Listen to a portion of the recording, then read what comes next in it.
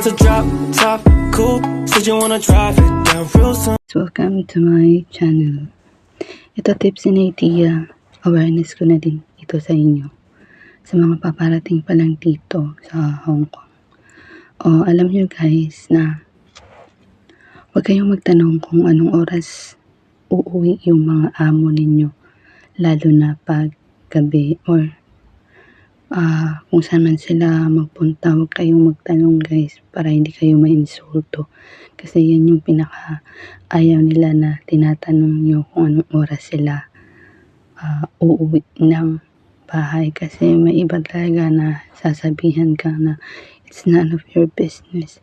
Ano na lang guys, ganito na lang yung pagtanong nyo lalo na pag may paluto, sa gabi.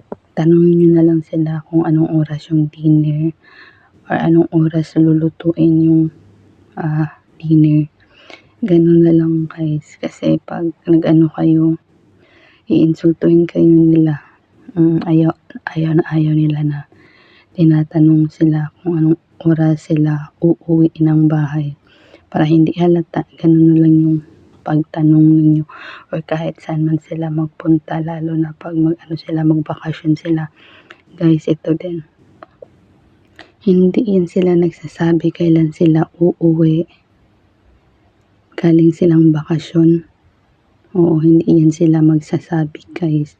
Kaya ito yung gawin nyo.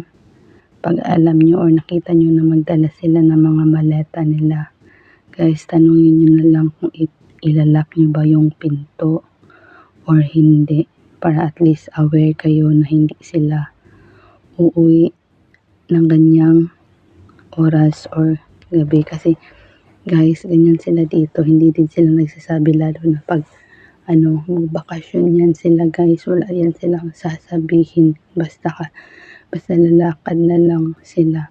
Pero hindi naman lahat, pero usually ito talaga yung mga dito yung problema, yung lalakad na lang sila bigla, hindi sasabihan yung nila, yung mga helper nila.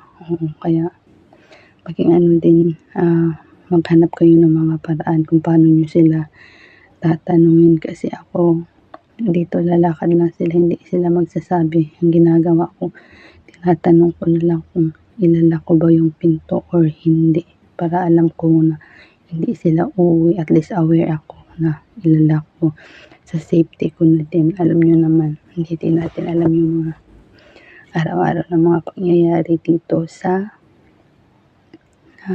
lugar, diba? Alam nyo yung ganun. So kayo na yung mag-isip para sa mga sarili ninyo. Idea ko lang to, awareness